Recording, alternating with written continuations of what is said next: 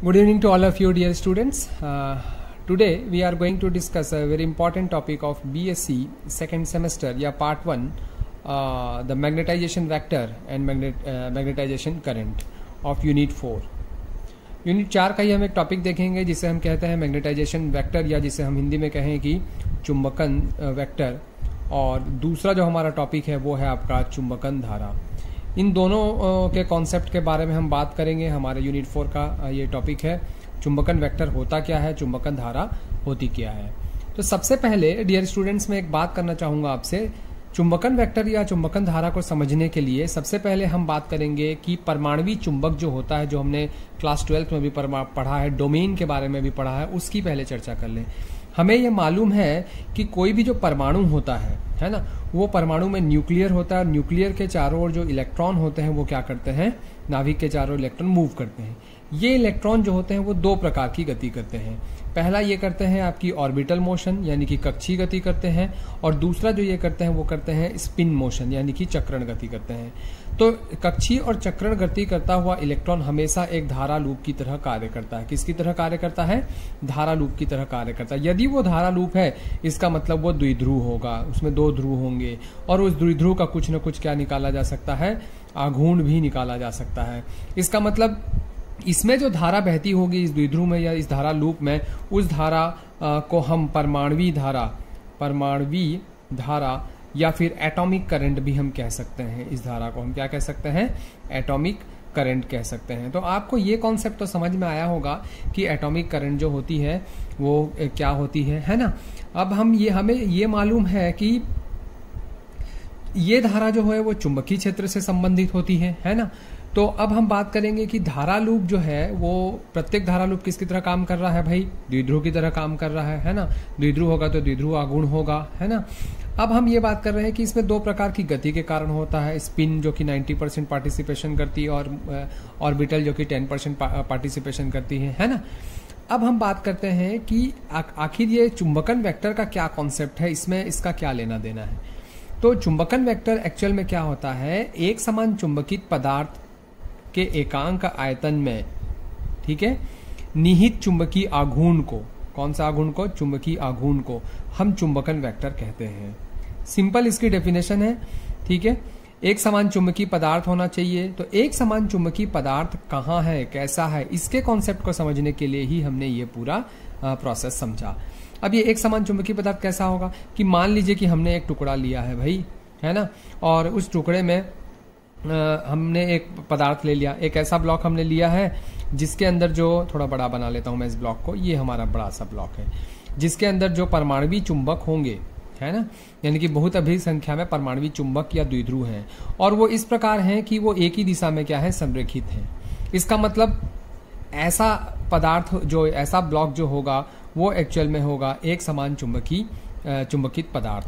ये ब्लॉक को, इस पदार्थ को हम कह सकते हैं एक समान चुंबकीय पदार्थ, जिसमें जो चुंबकीय आघूर्ण या चुंबकीय द्विध्रुव परमाणु जो होता है, चुंबकीय द्विध्रुव, वो एक ही दिशा में क्या रहे, संरेखित रहे।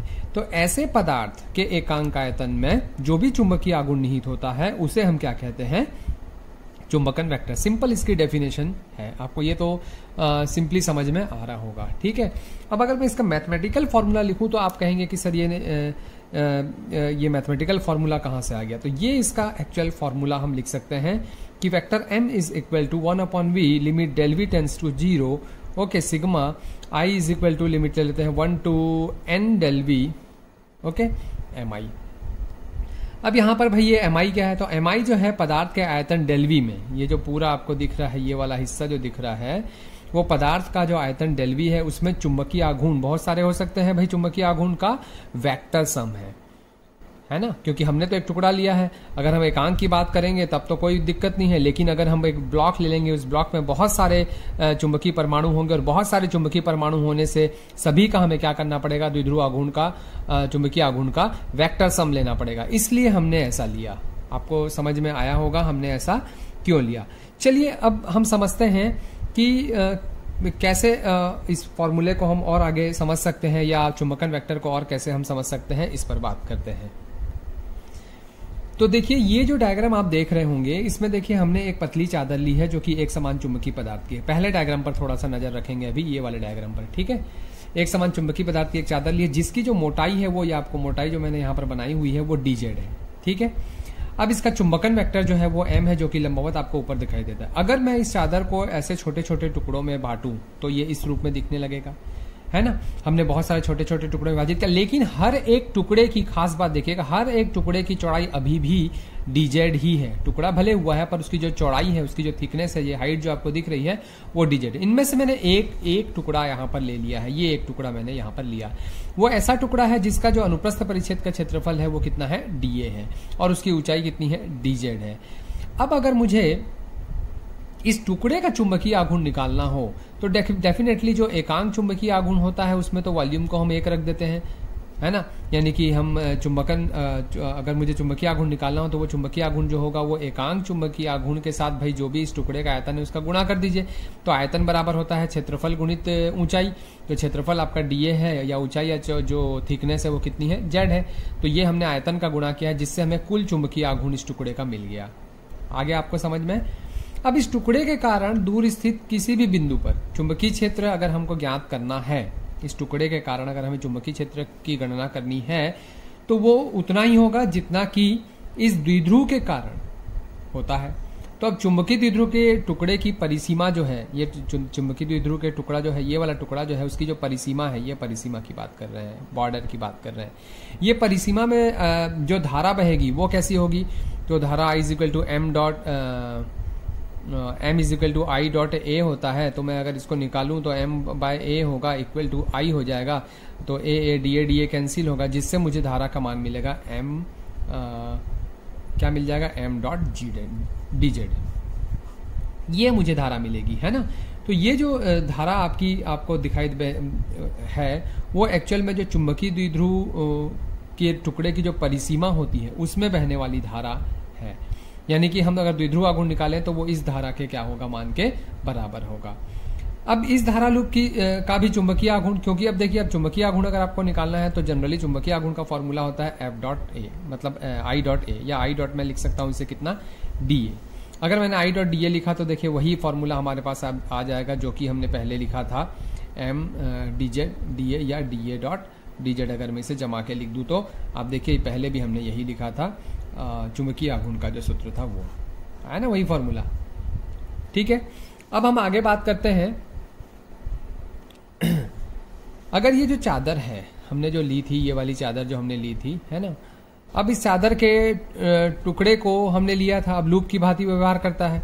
तो अगर हम आगे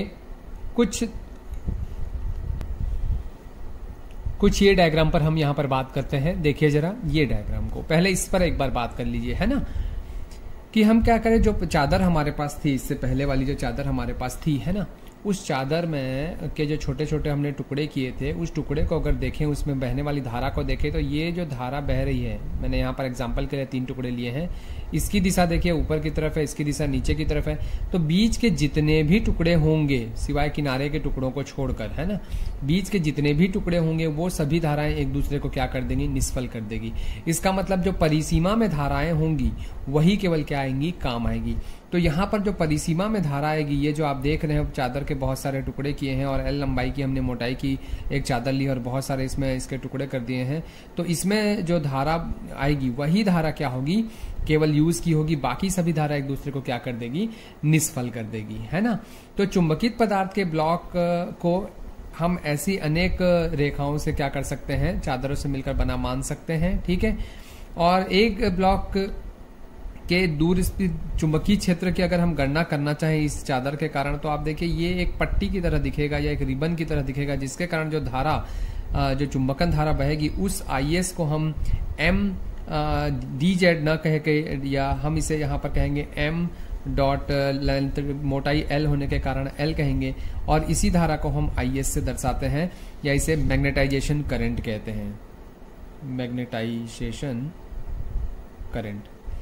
तो मैग्नेटाइजेशन करंट कहाँ से मिली, आपको समझ में आया होगा कि चुंबकन धारा जो है वो M × L के बराबर है। इसका कॉन्सेप्ट आपको समझ में आया होगा कि जो चादर की परिसीमा जो होती है, उस परिसीमा में जो धारा बहती है वही धारा एक्चुअल में मैग्नेटाइजेशन करंट है। लेकिन चादर चूंकि बहुत सारी छोटी छोटी चादरों से मिलकर बना हुआ होता है, तो उनके उस रिबन के कारण जो धारा बह रही होगी, उस रिबन या पट्टी जो होगी उसके वो बराबर होगा, और उसमें जो धारा बहेगी उसी धारा को हम क्या कहेंगे, चुंबकन धारा कहेंगे। ठीक है, इस प्रकार हम क्या कह सकते हैं कि किसी भी चुंबकित पदार्थ के बाहर किसी बिंदु पर चुंबकीय क्षेत्र जगह हम निकालने जाएंगे तो वो उतना ही होगा जितना कि IS के कारण उत्पन्न होता है, क्योंकि IS हमको मालूम कि करंट के कारण, मैग्नेटिक फील्ड करंट के कारण जनरेट हो रही है, तो किसी बिंदु के कारण जो चुंबकीय क्षेत्र हम यहाँ गणना करेंगे वो IS के कारण उत्पन्न चुंबकीय क्षेत्र के क्या होगा, बराबर होगा। तो ये दो कॉन्सेप्ट मैंने बताया, एक आपका तो था वो मैग्नेटाइजेशन वेक्टर का था, और दूसरा जो था वो मैग्नेटाइजेशन करंट का था। अब हम अगला जो टॉपिक होगा हमारा, उसमें हम बात करेंगे मैग्नेटाइजिंग फील्ड यानी कि चुंबकन क्षेत्र H के बारे में हम बात करेंगे, और फिर उसमें संबंध देखने की हम चर्चा करेंगे। तो मैग्नेटाइजिंग फील्ड को हम अगले टॉपिक में लेते हैं। Thank you very much.